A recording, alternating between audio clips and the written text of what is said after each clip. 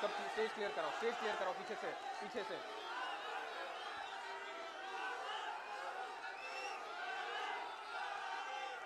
पीछे जाओ।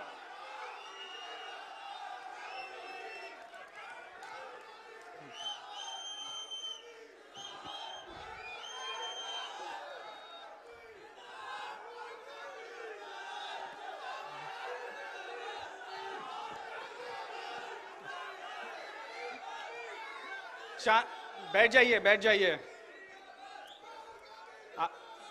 बैठ जाइए प्लीज, थोड़ा अनुशासन से बैठ जाइए, बैठ जाइए।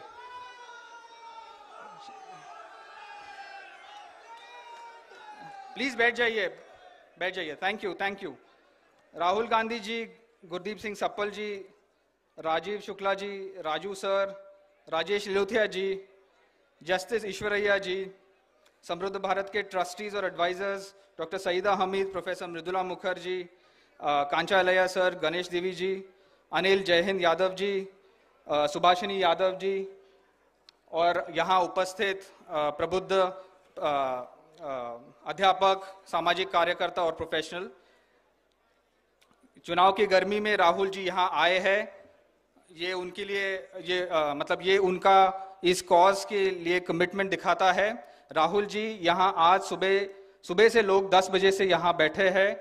6-7 हम लोगों ने पैनल डिस्कशंस किए हैं जो देश में सामाजिक, राजनीतिक और सांस्कृतिक समस्या देश गुजर रही है उसके ऊपर।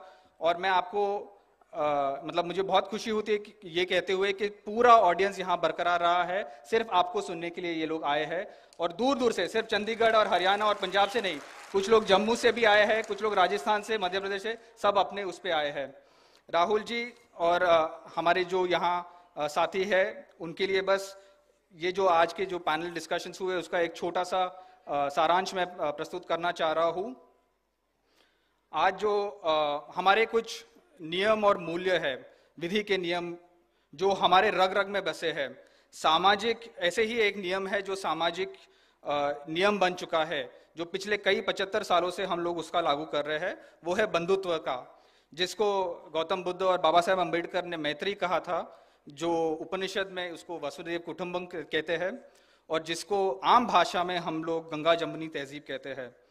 बंधुत्व का आधार करुणा, गरिमा और समता है।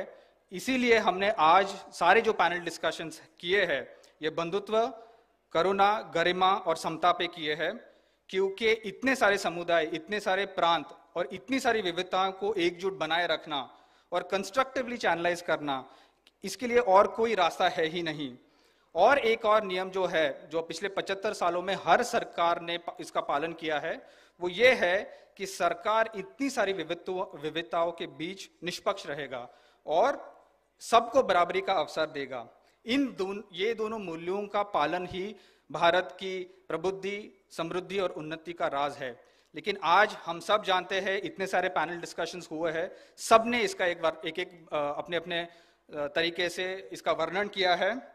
देश के अन्य समुदायों को आज बांटा जा रहा है, पूरे चुनाव में बंटवारा होता रहा है, प्रांतों के बीच द्वेष की भावनाएं प्रकट की जा रही है, प्रोत्साहित की जा रही है। जो कल्याण की योजनाएं जो पिछले 75 सालों में लागू किए थे, खास करके दलित, आदिवासी, ओबीसी, डीएनटी, नोमैडिक ट्राइब्स और अल्पसंख्यकों के लिए, उन्हें नष्ट किया जा रहा है और सरकार जवाबदेही से बार बार बचती है। तो ये सिर्फ संस्थागत और संवैधानिक मूल्यों का उल्लंघन नहीं, बल्कि उनका राजधर्म का उल्लंघन है और हमारे स्वाभिमान, हमारे सम्मान के ऊपर वार किए जा रहे हैं। जो आज आर्थिक, सामाजिक और राजनीतिक समस्याओं से देश गुजर रहा है, उसके लिए ये साफ है, उससे ये साफ है कि ये जो चुनाव है ये सिर्फ एक नए संसद के लिए नहीं है, बल्कि हमारे संविधान के लिए है, उसको बरकरार रखने के लिए और उसको बढ़ाने के लिए। अगर देश को हमने वापस प्रगति के पथ पर लाना है तो हमें एक ऐसे नेतृत्व की जरूरत है जो हम सबकी बात संवेदनशीलता सुने, जो हमारे आकांक्षाएं, हमारे सपने हैं उनको साकार करे और जो हमें जोड़कर देश को नई ऊंचाई तक ले जाए। आज कोई शक नहीं है, ना मुझे, ना आपको, ना देश भर में जितने भी प्रगतिशील ताकतें हैं जो संविधान में आस्था रखते हैं, आज किसी को शक नहीं है कि इस मिशन का शीर्ष सेनापति कौन है। जिस मार्ग पर गांधी जी, पंडित नेहरू, बाबा साहेब फूले जी, कबीर और रविदास जी चले थे, राहुल गांधी आज उस पथ पर चल रहे हैं। ये बिल्कुल ही राजनीति नहीं कर रहे, बल्कि लोक नीति और देश नीति कर रहे हैं। और ये इनकी अकेले की जिम्मेदारी नहीं है, हम सबकी जिम्मेदारी है कि उनको हम प्रोत्साहन दें, उनका हम लोग बल बनाए हैं। इसीलिए हम लोग ये संविधान सम्मेलन कर जा रहे हैं। मैं अपने इसी दोनों शब्द से मैं अपनी बात खत्म करता हूं। अब मैं आमंत्रित करता हूं कि डॉक्टर गणेश देवी जी यहां आए और अपने मंच पर दो अपने शब्द कहे। सर।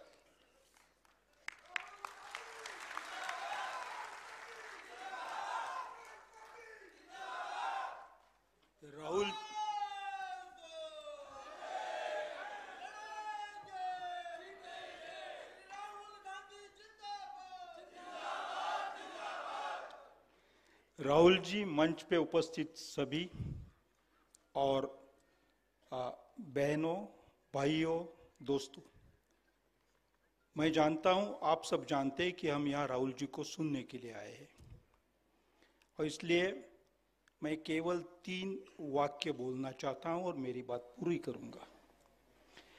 इस देश में पिछले 200-300 साल में कुछ बहुत महत्व के डिबेट्स हुए। 18वीं सदी के अंत में, 19वीं सदी के आरंभ में एक डिबेट हुआ था। उसको इतिहासकार सनातन वर्सेस नूतन इस नाम से जानते हैं, जिसमें राजा राम मोहन राय जैसे व्यक्ति थे। और उस डिबेट में सनातन को छोड़ के, सनातन का अर्थ वेद और उपनिषद नहीं है, एक मोरिबन ट्रेडिशन जिसमें असमानता वाला समाज था, वो छोड़ के नूतन के तरफ जाने का इस देश के लोगों ने निर्णय किया था 200 साल पहले। दूसरा डिबेट इस देश में हुआ था, जिसका आरंभ लगभग 1880 से हुआ और 1940 तक उसका अंत आया था। वो डिबेट था, इस देश जब यह आजाद होगा, नागरिक कौन होगी। तो एक पक्ष बोल रहा था, ये जिसकी भूमि है, पितृभूमि, उनकी पुण्य भूमि भी होनी चाहिए, उनका धर्म भी यहां पैदा होना। लेकिन उसका पराभव हुआ और इस देश में स्वीकारा कि इस देश में जो भी लोग हैं, जिस दिन संविधान मिला 26 जनवरी 1950 के दिन जब यह गणराज्य बना, उस दिन जो भी लोग यहां हैं वो सभी नागरिक हो गए। दूसरा डिबेट था, देश ने नागरिकत्व क्या हो यह स्वीकारा था, तय किया था। और तीसरा डिबेट हुआ था, जो राष्ट्र की कल्पना है वो कैसे हो, जर्मनी, इटली जैसी भूमि को लेके हो या लोगों को लेके हो। और उसका निर्णय संविधान ने किया कि ये रिपब्लिक होगा। India is A union of states, बहुत सारे लोगों का, बहुत सारे समाजों का मिलकर राष्ट्र बनाए। 3 महत्व के डिबेट है, और जिसमें नूतनता, नया बनाना, जिसमें फ्रेंच राज्य क्रांति के वैल्यूज राजू जी ने मेंशन किया था, वो समानता वाला समाज। दूसरा, जो भी यहां है वो नागरिक, उसको स्वीकारा जाए, उसको शामिल किया जाए, सम्मिलित किया जाए। और तीसरा डिबेट था कि ये फेडरेशन होगा, कोई एक नेता वाला, एक कोई राष्ट्र, कोई राजा का राज्य नहीं होगा। ये तीनों डिबेट में जो देश ने मुद्दे पीछे छोड़े थे, उसको इकट्ठा करके पिछले 10 साल में इस राष्ट्र का चेहरा बदलने की कोशिश हुई है।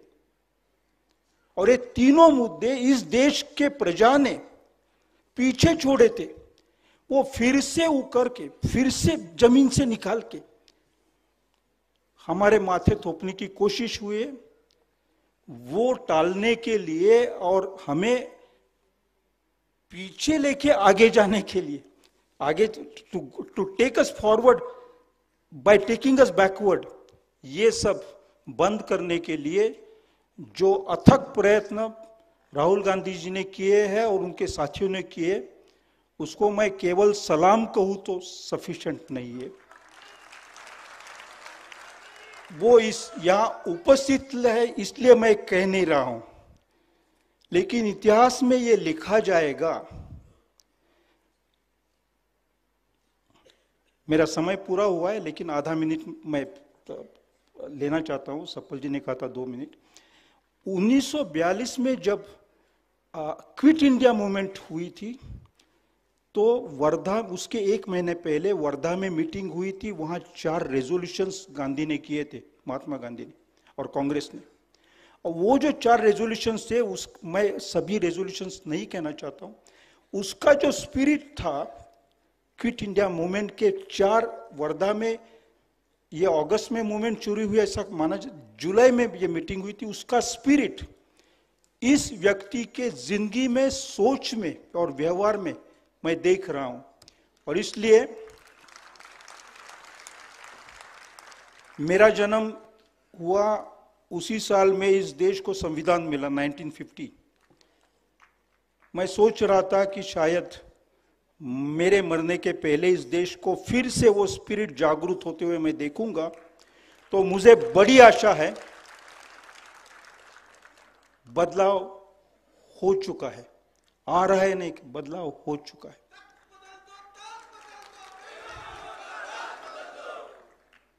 बदल गया है, बदल गया है। अब हमारी जिम्मेवारी, आपकी जिम्मेवारी है, जिम्मेवारी लेके आगे चलेंगे। We will all be with you, because you are not a person, you are the voice of all of us.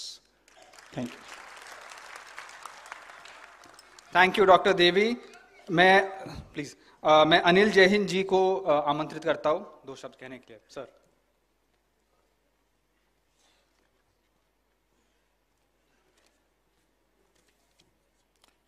धन्यवाद सतीश देशपांडे जी। इस देश के करोड़ों वंचितों, शोषितों, दबे कुचले लोगों और हाशिए पे धकेल दिए गए जो सदियों से लोग थे, उनके दिल की धड़कन हमारे न्याय योद्धा राहुल गांधी जी, मंचासीन सभी महानुभाव, और मेरे सामने इस ऑडियंस में मैं देख रहा हूं तमाम कोने कोने से आए जो संविधान के योद्धा हैं। आप सबको मेरा जय संविधान, जय हिंद।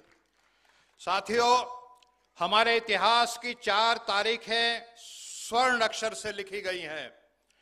31 मार्च 1931, जब कराची में कांग्रेस का अधिवेशन होता है और उसमें एक प्रस्ताव पास होता है कि देश जब भी आजाद होगा, देश के सभी नागरिकों को, चाहे वो किसी भी जाति के हों, चाहे वो किसी भी धर्म के हों, चाहे वो किसी भी क्षेत्र के हो, भाषा के हो, गरीब हो, अमीर हो, साक्षर हो, निरक्षर हो, उन सबको बराबर का सिविल राइट्स, फंडामेंटल राइट्स दिया जाएगा।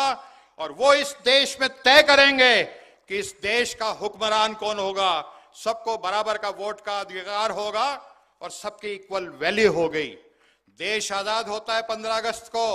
महात्मा गांधी, पंडित जवाहरलाल नेहरू, मौलाना आजाद, सरदार पटेल आपस में मंत्रणा करते हैं कि जो हमारा संविधान का प्रस्ताव पास हुआ था, अगर उसको जमीन पे उतारना है, धरती पे उतारना है, उसको साकार करना है उस सपने को, तो वो कौन शख्सियत है जिसको संविधान सभा का अध्यक्ष बनाया जाए। और सब तय करते हैं कि बाबा साहब भीमराव अंबेडकर को अगर इस संविधान सभा का अध्यक्ष बनाया जाएगा, इस ड्राफ्टिंग कमेटी का, तो जो हमारा तमाम स्वतंत्रता सेनानियों का सपना था वो इस संविधान से पूरा हो जाएगा। और वो 26 जनवरी को साथियों लागू हो गया। 75 साल हो चुके हैं और आपके जीवन में, हमारे जीवन में, हमारी पीढ़ियों में जबरदस्त सकारात्मक बदलाव आ चुका है और हम बहुत आगे बढ़ चुके हैं। अगर मेरी इस बात से आप सहमत हैं कि संविधान ने हमारे जीवन में सकारात्मक बदलाव लाया है, हमारे जीवन को अच्छा किया है, उत्तर किया है, तो आप हाथ उठा करके मेरी बात का समर्थन करें कि आज अगर हम इतने आगे हैं तो इस संविधान की वजह से है। और आज इस संविधान पे एक बहुत बड़ा खतरा मंडरा रहा है।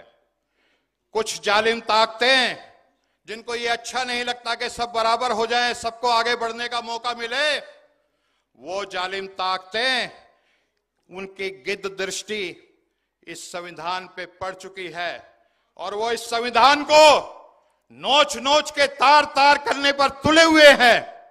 लेकिन इतिहास और कुदरत इस बात का साक्षी है कि इतिहास में जब जब जितना बड़ा खतरा आता है, इतिहास कुदरत हमें, हमारा भगवान, हमारा परमेश्वर उतना ही बड़ा न्याय योद्धा हमारे बीच में भेज देता है। और आज हमारे बीच में इस बड़े खतरे का मुकाबला करने के लिए जो न्याय योद्धा है, उसका नाम मैं नहीं कहूंगा, आप बोलेंगे एक बार और जी। तो अब आप सब लोग और देश के, राहुल जी, मैं कहना चाहता हूं कि तमाम 142 करोड़ जो सच्चे भारतीय हैं, वो इस संविधान की सुरक्षा के लिए बड़ी से बड़ी कुर्बानी देना के लिए तैयार हैं, अपना सर तक कटा सकते हैं। और आज हम शहीद आजम भगत सिंह, शहीद उधम सिंह जी को याद करते हुए, ये उनकी जो एक वाणी होती थी कि वक्त आने पर बता देंगे तुझे आसमां, हम अभी से क्या बताएं क्या हमारे दिल में है, सरफरोशी की तमन्ना अब हमारे दिल में है, देखना है जोर कितना बाजुए कातिल में है। ये जो कातिल संविधान के, ये उनके लिए है। और हम सब राहुल जी की रहनुमाई में, इनकी क़यादत में, इनके बहादुर नेतृत्व में, इन्होंने जब से कहा है कि डरो मत, हम सबको एक बबर शेर बना दिया है और हम बड़ी से बड़ी कुर्बानी देंगे, लेकिन संविधान के एक पन्ने पे खरोंच भी नहीं आने देंगे। ये हमारा प्रण है। जय संविधान, जय हिंद। Thank you Anil. जय हिंद सर। मैं जस्टिस ईश्वरैया को आमंत्रित करता हूं सर, प्लीज प्लीज।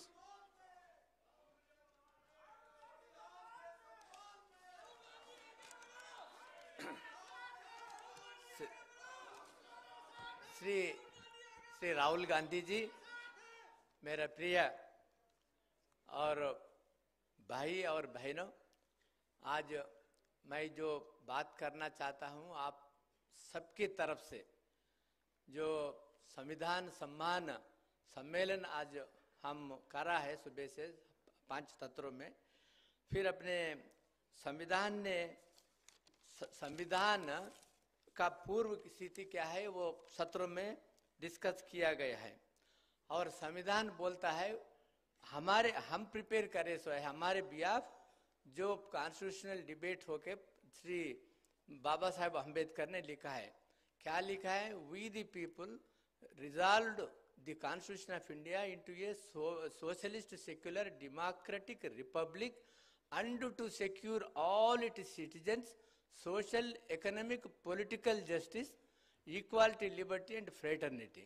माना आज जितने में प्रियम्बल में बोला गया है वो पूरा ही वायलेट किया है। जो अनइक्वल को उन्हें ज्यादा कर दिया है, फ्रीडम खींच लिया है, फ्रेटर्निटी के ऊपर फिर उन्हें भाईचारे के ऊपर इतना नफरत फैलाया है और नफरत करवाया गया है। जो अपने के ये लोग बीजेपी वाले ने बोलता है, अपने जो कांग्रेस सरकार ने पहली 1951 में जो 15(4) जो बैकवर्ड क्लासेस को, सोशली एजुकेशनल बैकवर्ड क्लासेस को जो अपने वेलफेयर कुछ रिजर्वेशंस के वास्ते प्रोविजन किया है। बाद में फिर अपने कांग्रेस गवर्नमेंट में सोशियो इकोनॉमिक कास्ट सेंसस 2011 में करवा है। इसके पहले मंडल कमीशन रिपोर्ट ने कांग्रेस गवर्नमेंट ने इंप्लीमेंट किया है। और हायर एजुकेशन में कॉन्स्टिट्यूशन अमेंड करके 15(5) Arjun Singh government education minister था, तब कांग्रेस गवर्नमेंट में हायर एजुकेशन में रिजर्वेशंस प्रोवाइड किया है। लोकल बॉडीज में रिजर्वेशंस, जो लोकल बॉडीज रिजर्वेशंस कांग्रेस सरकार ने किया है, ऐसा कांग्रेस ने सरकार किया है। अभी जो बीजेपी सरकार ने क्या किया है, जो ईडब्ल्यूएस रिजर्वेशंस को एक दिन में लाके उसमें SC ST OBC को निकाल दिया है। और मुस्लिम रिजर्वेशंस 1993 से है, इसके पहले स्टेट्स में है, मंडल ने मिलाया है, वो मुस्लिम रिजर्वेशंस को रद्द करना चाहते हैं। और बैकवर्ड क्लासेस रिजर्वेशंस 27% में उसमें क्रिमिलेयर लागू करके फिर उसमें खाली 14% इंप्लीमेंट हुआ और 10% में भी फिर उसको दिया है। ऐसा ये फेडरल स्ट्रक्चर है Bharat India is A union of states, it's a federal structure. वो फेडरलिज्म को खत्म कर दिया है, डेमोक्रेसी को खत्म कर दिया है, भाईचारे को खत्म कर दिया है। जितने भी पब्लिक सेक्टर अंडरटेकिंग्स कांग्रेस सरकार ने किया है वो भी खत्म कर दिया है। उसको मोदी का गारंटी, कितने झूठा आदमी, एक झूठा आदमी 140 करोड़ के ऊपर राज कर रहा है। इतना झूठा आदमी अपने देखो कितना, मैं 2 करोड़ जॉब देता हूं, वो उसका मोदी का गारंटी नहीं दिया है। फिर अपने 14 लाख एक अकाउंट में जमा करता हूं, 14 लाख नहीं किया है, 14 लाख माफ किया है पूंजीपतियों को, और ये देश को डुबा है। फिर बाहर गए, एक भी नहीं लाया है। फिर अपने बेरोजगार बढ़ गया है, कास्ट ऑफ लिविंग बढ़ गया है। अपने पूरा रिसोर्सेस अदानी अंबानी की, जी राहुल जी बोले वैसा खाली थोड़े ही लोगों को दिया है। आज राहुल जी आप जो न्याय अपने सामाजिक न्याय माना, सामाजिक न्याय is a soul of the constitution. आपने जो सामाजिक न्याय के वास्ते, हिस्सेदारी के वास्ते, जाति जनगणना के वास्ते पूरा जो एग्जीक्यूटिव लेजिस्लेचर जुडिशरी में सब कुछ जो हिस्सा, जो भारत सबकी हर एक बड़ा पूंजीपति है तो उसका गूंगे लूंगे पढ़ाई अनपढ़ के सबको इक्वल हिस्सा देता है फैमिली। ये राज्य में भी सबको हिस्सा होना चाहिए, ऐसा हिस्सा के बात करना है। उस वास्ते हम पूरा भारत के करोड़ों को दिल में है, आप सबके प्यारे हैं। आप इतना दुआएं दे रहा है, उस वास्ते आप रात दिन काम कर रहा है। फिर आपके ऊपर अभी भी बोलता, राहुल बोलता हमारे प्रिय राहुल है, हमारे नेता राहुल है। अपने अच्छी दिन आने वाले है, वो अच्छी दिन गया, अपने बुरी दिन आ गया। बेटी पढ़ाओ कितनी आश्वासन, पूरी झूठे आश्वासन है। उस वास्ते हम आपके साथ है, कंधे कंधे पे मिला के हम अपने जो सामाजिक न्याय इतने लोग कर रहे हैं। मैं I am a chief justice था, all India backward class federation मैं फाउंड किया। मैं जस्टिस वीरेंद्र सिंह यादव ने सोशल रिवोल्यूशन किया है। मैं हरियाणा, पूरा भारत में हमारे स्टेट्स है। हम जिंदगी समर्पण करके सामाजिक न्याय का अपने प्रोटेक्शन करने के वास्ते काम कर रहा है। नमस्कार, जय संविधान, जय Bhim. Thank you justice Eshwaraiah. मैं Kancha sir, if you could please make your intervention very briefly.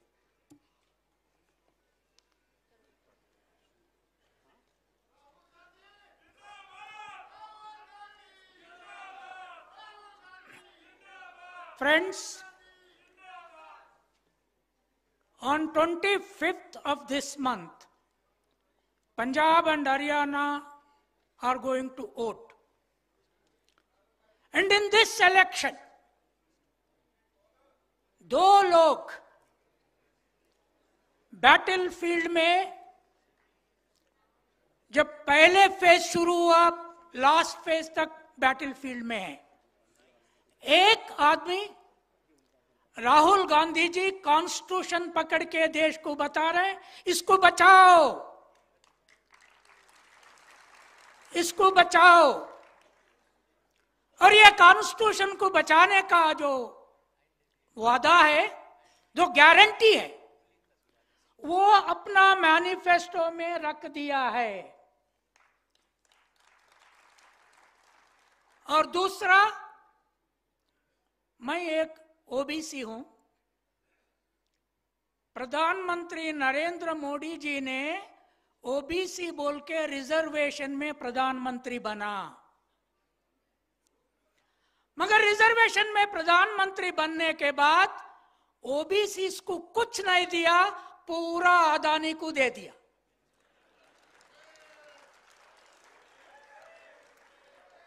क्या अदानी ओबीसी है क्या?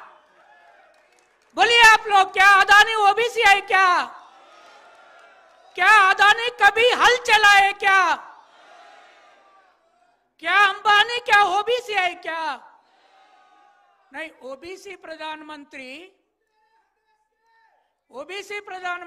अगर आदिवासी को दिए तो मैं खुशी हूं, अगर ओबीसी प्रधानमंत्री दलितों को दिए तो मैं खुशी हूं।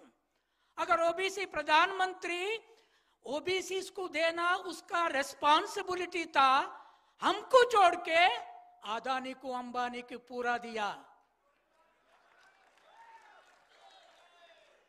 ये अच्छा है क्या? आप बोलिए पंजाब और हरियाणा लोग, मैं ये बात आपसे क्यों पूछ रहा हूं? अगर पंजाब और हरियाणा का शूद्र, जाट, वर्कर्स, फार्मर्स कल 25 को अपना हाथों में कॉन्स्टिट्यूशन लेके वोट को गए, नरेंद्र मोदी जी प्राइम मिनिस्टर से हट जाएगा। अब से हम ये रिजॉल्व करके जाएंगे यहां से। मैं तो अब रिजॉल्व कर लिया, एक ओबीसी प्रोफेसर मैं ये कॉन्स्टिट्यूशन के लिए वजह से और अंबेडकर के वजह से मैं प्रोफेसर बना, नहीं तो मैं एक शेपर्ड बोल के एक शीप के साथ रहता था, मैं प्रोफेसर बना, उन्हें प्राइम मिनिस्टर बना, मगर मुझे कुछ नहीं दिया और ये कॉन्स्टिट्यूशन को बर्बाद करने के लिए प्लान किया। क्या बोल रहे प्रधानमंत्री जी? नहीं, राहुल जी एक उन लोगों का चीफ मिनिस्टर बोलते हैं, राहुल जी रेड कॉन्स्टिट्यूशन पकड़ के फिर रहे, वो चाइना का है। अरे यार, इतना सिख दोस्त लोग रेड टर्बन पहने, क्या आप चाइना का है क्या? इतना औरत लोग रेड साड़ी पहने हैं, आप चाइना है क्या? क्या है क्या? और आपके दिमाग में माओ है क्या, या सिख गुरु है क्या? ये असम का चीफ मिनिस्टर को मालूम नहीं है। और प्रधानमंत्री जी बोलते हैं मैं जब तक जिंदा हूं कॉन्स्टिट्यूशन को बर्बाद नहीं होने देगा। मगर हम क्या चाह रहे हैं? ओबीसी, दलित, आदिवासी ये देश को बनाए से लोग, ये कॉन्स्टिट्यूशन 1000 साल ऐसा ही रहना होगा। क्या आप 1000 साल जिंदगी रहेंगे? 1000 साल प्राइम मिनिस्टर भी रहेंगे क्या? ना, राहुल जी कॉन्स्टिट्यूशन प्रोटेक्शन के लिए लोगों से मिलके पाद यात्रा करके, न्याय यात्रा करके लड़ाई कर रहे हैं। अगर ये इंडिया पावर में आने के बाद ये भी कॉन्स्टिट्यूशन को तोड़ने के ट्राई करे तो तुम पावर में जाने के बाद, पावर से जाने के बाद हमारे साथ आके लड़ेगा क्या? मोदी जी कभी ओबीसी के लिए नहीं लड़ा, 1990 में उन्हें नहीं लड़ा। उसीलिए मुझे कुछ भी उसके ऊपर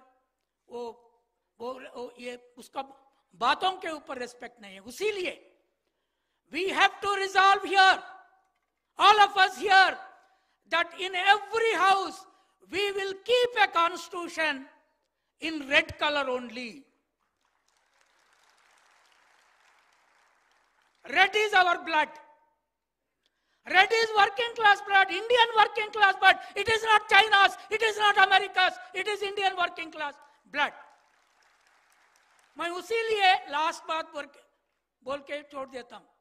पंजाब का फार्मर्स के ऊपर मेरा रिस्पेक्ट इतना बड़ा हुआ, आप बीजेपी का फार्मर लॉस को हटा के उसको तोड़ के फेंक दिए। अगर यहां आप रिजॉल्व करके जाएंगे, 4 जून को बीजेपी का गवर्नमेंट को निकाल के बाहर फेंचेंगे। पूरा देश आपके ओर देख रहे हैं। 25 को वो करेंगे या नहीं करेंगे? करेंगे या नहीं करेंगे? Thank you Kancha sir. और अब मैं जननायक श्री राहुल गांधी जी को आमंत्रित करता हूं कि मन से संबोधित करें। एक बार आप सब लोग खड़े हो जाइए प्लीज उनके सम्मान में।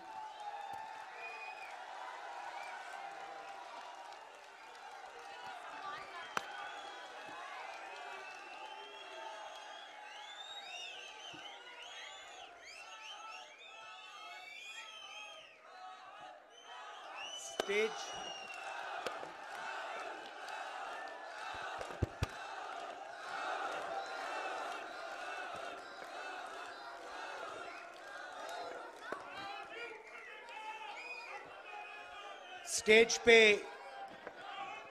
वरिष्ठ लोग, लीडर्स, भाइयों और बहनों, आप सबका यहां बहुत बहुत स्वागत, नमस्कार। थोड़ा मैं लेट हो गया, इसके लिए मैं आप सबसे माफी मांगता हूं। थोड़ा आपको कष्ट हुआ, मेरी गलती है, तो सॉरी। अभी आपने, मैं सोच रहा था जब आप कह रहे थे कि 2-3 अलग अलग डिबेट्स हुए थे 1947 में, उससे पहले, और उन्होंने हिंदुस्तान का फाउंडेशन बनाया था, और आपने कहा कि अब वही जो फाउंडेशनल आइडियाज हैं उनको तोड़ा जा रहा है, परे करा जाए। कॉन्स्टिट्यूशन सिर्फ एक किताब नहीं है। कॉन्स्टिट्यूशन, अगर आप इसको थोड़ी गहराई से देखें, ये actually transfer of power document है। और ये सिर्फ एक किताब नहीं है, ये एक ट्रांसफर ऑफ पावर की प्रोसेस है जो 1947 में शुरू हुई है। अब एक बात क्लियर है, वो 1947 में भी थी, आज भी है, शायद कल भी होगी, कि अगर आप हिंदुस्तान के पॉपुलेशन को देखें, सर्वे करें, तो आपको पता लगेगा कि तकरीबन 90% पॉपुलेशन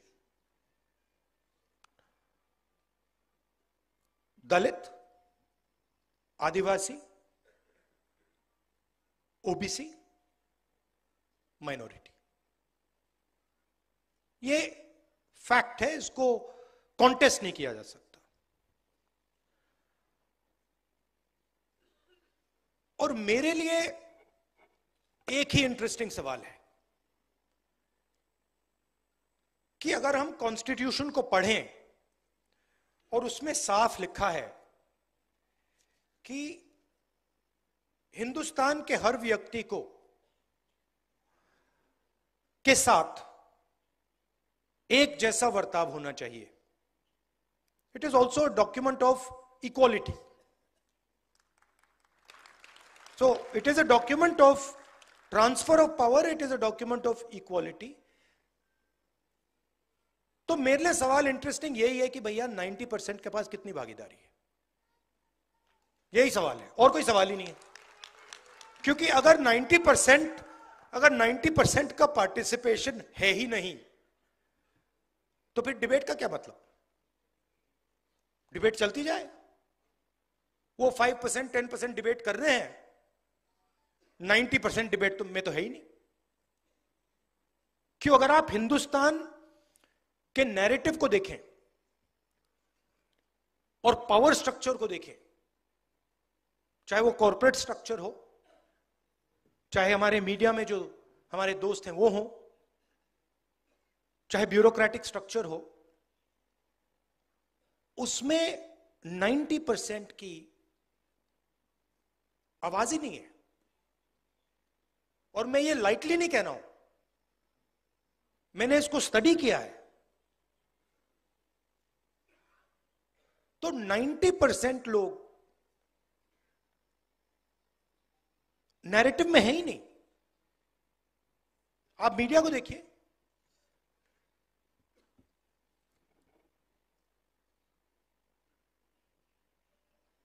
किसान के भी आपने कभी बात देखी है मीडिया में? कभी देखी आपने? बढ़ाई की देखी? मजदूर की देखी? नाई की देखी? जो सफाई कर्मचारी हैं उनकी बात देखी? नेवर। मतलब ऐसा चल रहा है कि ये 90% है ही नहीं। अब इसका आइडिया था कि ये जो 90% हैं ये डिबेट में शामिल हो, इनको डिबेट के औजार मिले, इनको भागीदारी मिले, इनको पार्टिसिपेशन मिले। अब मान लीजिए यहां पे हम 10 लोग बैठे हैं और मैं माइक लिया हूं और मैं भाषण कर रहा हूं और उनको माइक ही नहीं मिलता है, तो डिबेट किस बात की हो रही है?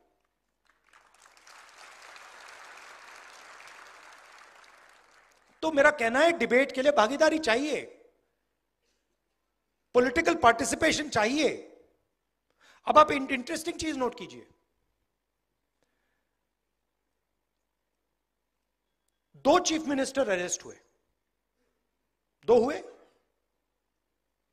आदिवासी चीफ मिनिस्टर अभी भी अंदर है। अजीब सी बात है, इंटरेस्टिंग बात है। 2 चीफ मिनिस्टर है, मतलब 2 स्टेट्स ने इन लोगों को इलेक्ट किया है, और आदिवासी चीफ मिनिस्टर पहले जेल गया और आज तक नहीं निकला। और नेशनल मीडिया उसको भूल गए। नेशनल मीडिया सोरेन जी के बारे में बात ही नहीं करती, जैसे वो थे ही नहीं, है ही नहीं।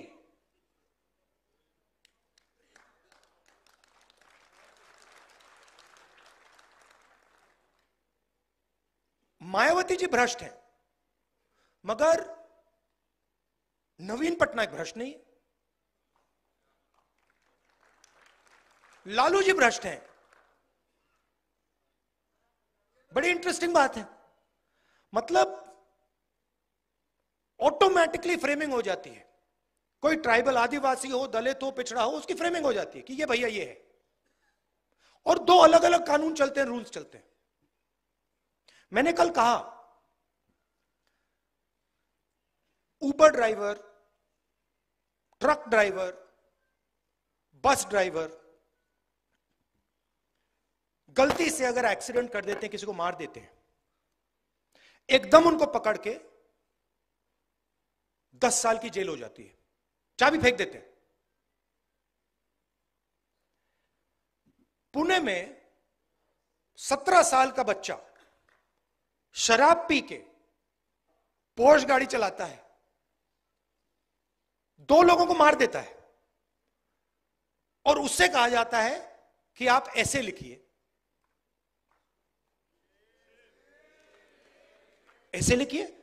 अच्छा भाई, अगर वो ऐसे लिखेगा तो ट्रक ड्राइवर से भी ऐसे लिखाओ, बस ड्राइवर से भी ऐसे लिखाओ, टेम्पो ड्राइवर से भी ऐसे लिखाओ।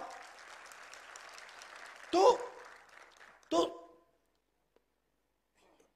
और 2 भाषाएं चल रही हैं,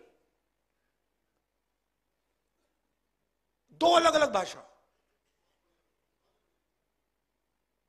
मैं आपको उदाहरण देता हूं। एक दिन मैंने कॉन्स्टिट्यूशन क्लब में एक भाषण कर दिया, पता नहीं आपको याद है नहीं। उसमें मैंने कहा, एस्केप वेलोसिटी की बात की, याद है आपको? मैंने कहा कि देखिए, जो दलित कम्युनिटी है हिंदुस्तान में, भारत में, सॉरी गलती, भारत में, जो भारत में दलित कम्युनिटी है, ओबीसी कम्युनिटी है, ट्राइबल कम्युनिटी है, इन पर ऑटोमेटिकली दूसरा प्रेशर लगता है, मतलब शुरुआत से ही। और मैंने एस्केप वेलोसिटी का एग्जांपल दिया। इंटरेस्टिंग बात थी कि भाषण दलितों को, पिछड़ों को, आदिवासियों को बहुत अच्छा लगा, और जो हमारे मीडिया वाले मित्र हैं, हाई फ्लायर्स हैं, उन्होंने उस भाषण को रिडिक्यूल किया। और जब से मैं छोटा था, देखिए एक बात,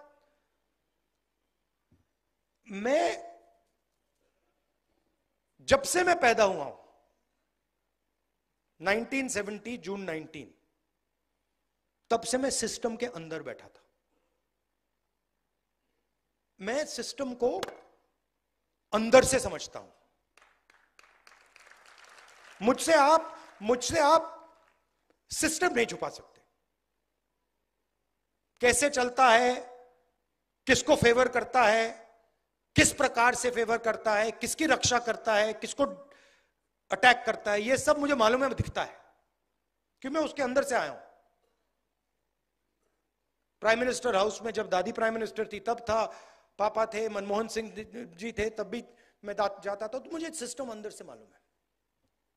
और मैं आपको कह रहा हूं, system is aligned against lower castes, मतलब भयंकर तरीके से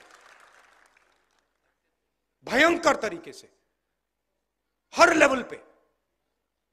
आप कॉर्पोरेट सिस्टम देख लो, मीडिया सिस्टम देख लो, ब्यूरोक्रेसी देख लो, जुडिशरी देख लो, एजुकेशन सिस्टम देख लो, मिलिट्री देख लो, जहां भी आप देखोगे 90% का पार्टिसिपेशन ही नहीं है। और आर्ग्यूमेंट बनाई जाती है, मेरिट की आर्ग्यूमेंट। अब ये कैसे हो सकता है कि 90% के पास मेरिट नहीं है? हो ही नहीं सकता। तो कोई ना कोई कमी तो सिस्टम में है। मैंने पता लगाया, सारे आंकड़े निकाल दिए मैंने। मैं एक दिन आपको दिखाऊंगा, आप मतलब चौंक जाओगे। मीडिया में senior anchors, senior influencers, media owners, senior managers,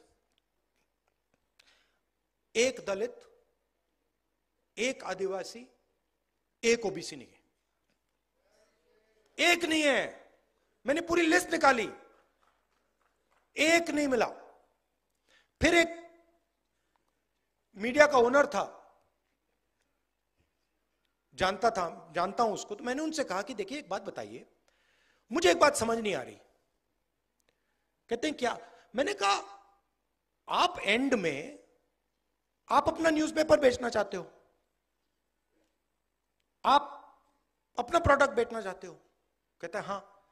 तो मैंने कहा मुझे ये आप समझाओ कि 90% जो लोग हैं उनकी बात आप क्यों नहीं करते हो?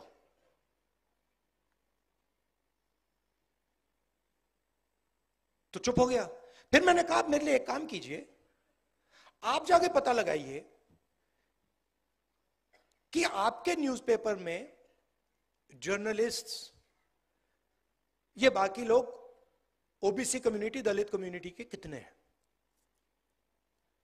जवाब नहीं दिया मुझे, चुप, वापस नहीं आया। और ये हर लेवल पे हो रहा है। आपने अदानी जी की बात की, फाइनेंशियल टाइम्स में एक आर्टिकल आता है, अदानी जी इंडोनेशिया से कोल खरीदते हैं, उसके प्राइस को इन्फ्लेट करते हैं, और हिंदुस्तान के जो पावर कंपनीज हैं उनको वो कोयला इन्फ्लेट करके बेचते हैं। हजारों करोड़ रुपए उन्होंने ऐसे ले लिए। बिजली बिल कौन देता है? 90% देता है ना। तो पूरे का पूरे सिस्टम का यही काम है। जो 90% है उनके लिए 2-3 एवेन्यूज हैं। पहले पब्लिक सेक्टर हुआ करता था, उसको खत्म कर दिया। रेलवेज है, उसको खत्म कर रहे हैं। आर्मी में आप रिस्पेक्टेबल जॉब पा सकते थे, उसको खत्म कर दिया, उसको मजदूर बना दिया, अग्निवीर बना दिया। और फिर आप मनरेगा देखिए, 90% की वहां पे आपको लिस्ट मिल जाएगी। मजदूरों को देखिए, वहां 90% मिल जाएंगे। और मेरे लिए फ्रैंकली अब ये पॉलिटिकल बात नहीं रही है। इसमें मुझे मतलब ये अब पॉलिटिकल, मेरे लिए पॉलिटिकल बात नहीं, मेरे लिए अब ये मिशन है, इसको मैं छोड़ूंगा नहीं।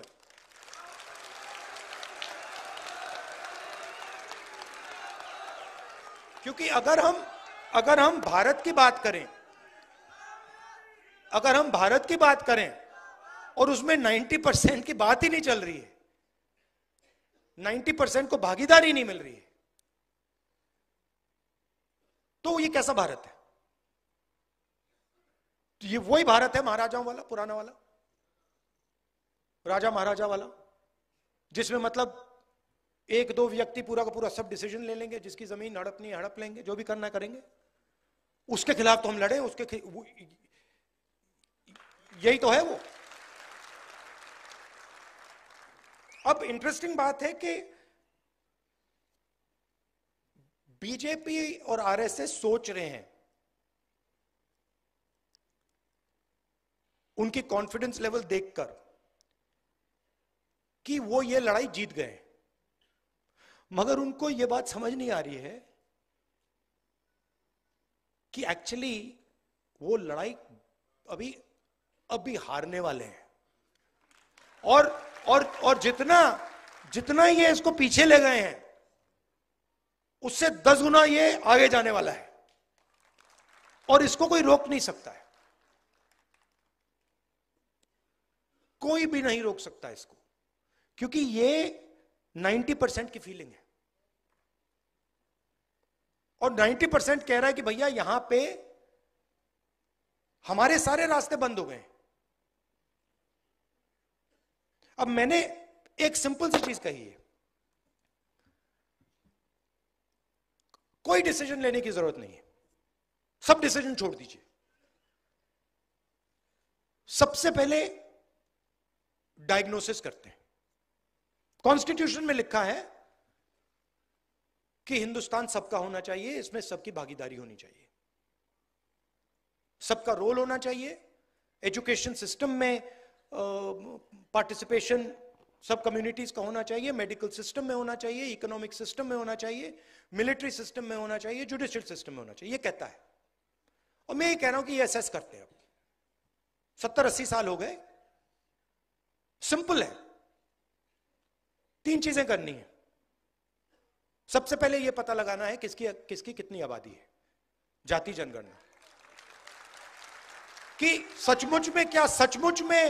सचमुच में ओबीसी 50% है या 55 है या 60 है या 40 है, दलित 15 है या 20 है, आदिवासी कितना है, माइनॉरिटी कितना है, गरीब जनरल कास्ट कितना है, यह पता लगाना है सबसे पहले। दूसरी बात डीएनटी, दूसरी बात जो हमारी सारी की सारी संस्थाएं हैं,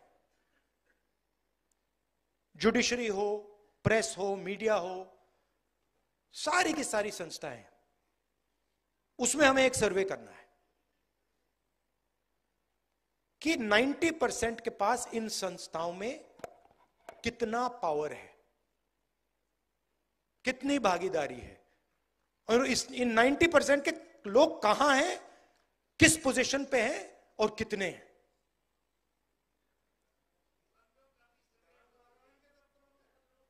हाँ, यह दूसरी बात है। और तीसरी बात इकोनॉमिक फाइनेंशियल सर्वे, कि हिंदुस्तान का जो धन है वो कितना किसके हाथ में है, उसका कितना भाग दलितों के पास है, कितना भाग आदिवासियों के पास है, कितना भाग ओबीसी के पास है, कितना माइनॉरिटी के पास है, कितना गरीब जनरल कास्ट के पास है। और हमारी सरकार आएगी तो मेरी पहली प्रायोरिटी ये 3 काम होंगे। और डायग्नोस्टिक के बाद ऑटोमेटिकली सबको पता लग जाएगा कि देश की हालत क्या है, प्रगति, सच्ची प्रगति कितनी हुई है। देखिए, अगर आपने 1% लोगों को, हिंदुस्तान की प्रगति की बात होती है, अगर आपने 1% लोगों को हिंदुस्तान का 40% धन पकड़ा दिया, ठीक कौन सी प्रगति है? ये तो हम वापस महाराजा वाले सिस्टम में पहुंच गए। तो प्रगति के लिए सबसे जरूरी शब्द पावर शेयरिंग, भागीदारी है। एक और बड़ी फैशनेबल चीज चली है कि भाई मोदी जी बहुत कहते हैं हमने ओबीसी को, दलित को इज्जत दी। देखिए, इज्जत आप दे रहे हो,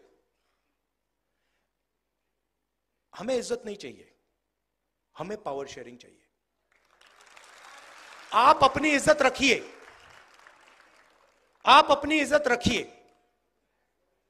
जिस दिन दलितों को, आदिवासियों को, पिछड़ों को पावर शेयरिंग में जगह मिल गई तो इज्जत अपने आप मिल जाएगी, आपकी कोई जरूरत ही नहीं।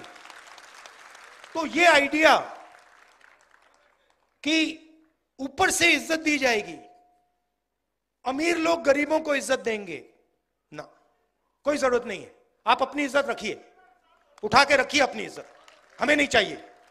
हमें पावर शेयरिंग चाहिए, हमें इंस्टीट्यूशन में जगह चाहिए, और हमें डायग्नोसिस चाहिए कि ये हिंदुस्तान की सच्चाई है। आज ये सच्चाई है, 70 साल पहले वो सच्चाई थी, आज ये सच्चाई है, और सच्चाई के बल पर हम आगे जा पाएंगे। तो ये मैं आपसे कहना चाहता था। और ये आजकल फैशन चला हुआ है, मोदी जी के लोग कह रहे हैं कि भैया हम इसको बदल देंगे, ये इसको हम चेंज कर देंगे, इसको फेंक देंगे, इसको फाड़ देंगे। ये आप लोग ये सपना मत देखिए, आपकी बस की नहीं है। इसको कोई छू नहीं सकता है, कोई शक्ति नहीं छू सकती है, और जो छुएगा उसका मुकाबला हम सब करेंगे। ये और ये जो है ना किताब, ये एक और बात इसके बारे में कहना चाहता हूं। ये लोग कहते हैं कि ये किताब इंडिपेंडेंस के टाइम बनी है, ये गलत है। ये किताब बहुत पहले बनी थी, इसको इस फॉन्ट में नहीं रखा गया था। मगर अगर आप गुरु नानक जी से बात करते तो वो भी कॉन्स्टिट्यूशन की ही बात कर रहे थे। अगर आप बुद्धा से बात करते तो वो भी कॉन्स्टिट्यूशन की बात कर रहे थे। नारायण गुरु जी की बात से बात कीजिए, बसवना से बात कीजिए, अंबेडकर जी से बात कीजिए, फूले जी से बात कीजिए, सब के सब बेसिक प्रिंसिपल्स इसी किताब के थे। तो हम 50 साल पुरानी लड़ाई नहीं लड़ रहे हैं, हम हजारों साल पुरानी लड़ाई लड़ रहे हैं। और अगर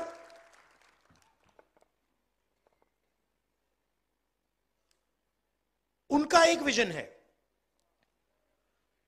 मोदी जी का, आरएसएस का, उनका एक विजन है। वो कहते हैं कि उनका हजारों साल पुराना विजन है, हमारा भी विजन है, और हमारा भी विजन हजारों साल पुराना है, और ये लड़ाई हजारों साल से चल रही है। तो ये मैं आपसे कहना चाहता था।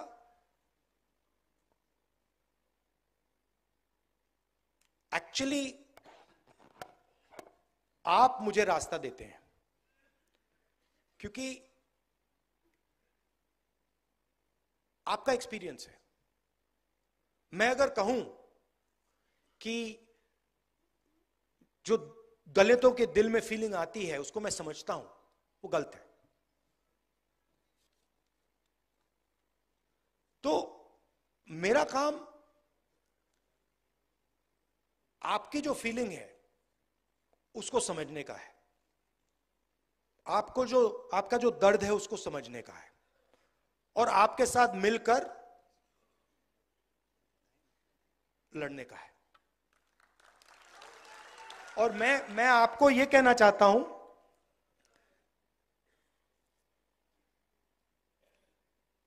कि अभी इंटरेस्टिंग टाइम शुरू हो रहा है।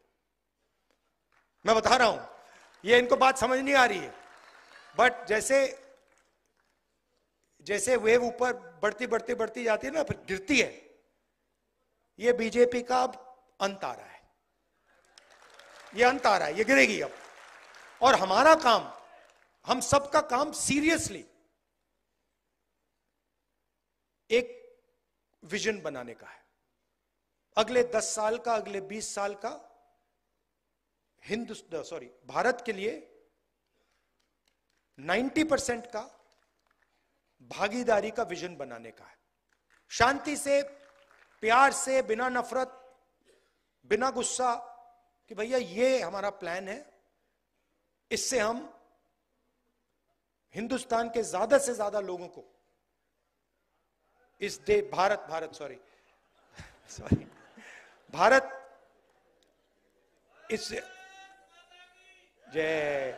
इससे हम ज्यादा से ज्यादा लोगों को इस देश की प्रगति में, इस देश के फ्यूचर में हम शामिल कर सकें। और ये लंबा रास्ता है, हम सब एक साथ इस पे चलेंगे और बहुत अच्छा रिजल्ट आएगा। आप सबका दिल से बहुत बहुत धन्यवाद। एक बार फिर माफी मांगता हूं, थोड़ा लेट हो गया। धन्यवाद, नमस्कार।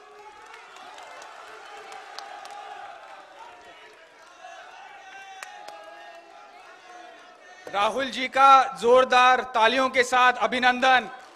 मैं गुरदीप जी को आमंत्रित करता हूं कि वो वोट ऑफ थैंक्स दे।